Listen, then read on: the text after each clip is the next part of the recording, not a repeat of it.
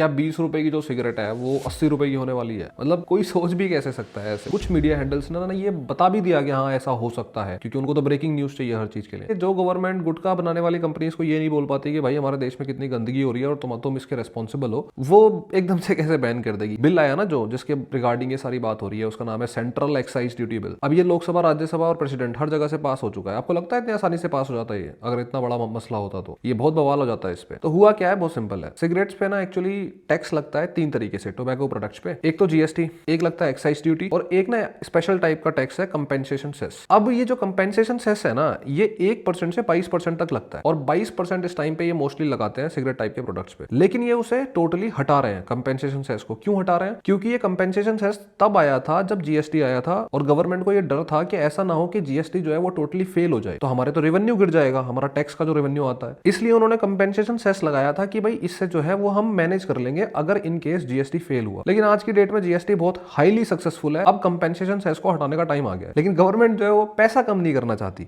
पहले जो excise duty होती थी ना, वो एक सिगरेट पे होती थी, 1 रुपया भी नहीं होता था। तो ये क्या करा इन्होंने, एक्साइज ड्यूटी जो ये 1 रुपए के बराबर ले रहे थे ना, इन्होंने बढ़ा दी। अब उसको 2 रुपए से 11 रुपए तक लेंगे। अब वही एक्साइज ड्यूटी जो है ना, वो ऐसा लग रहा है कि 10 गुनी बढ़ गई है, तो इसलिए जो सिगरेट है वो 4-5 गुनी बढ़ जाएगी। कुछ नहीं होगा ऐसा, सिगरेट्स उतनी ही रहेंगी। हो सकता है कि 20 से 23-25 हो जाए, बाकी कुछ नहीं।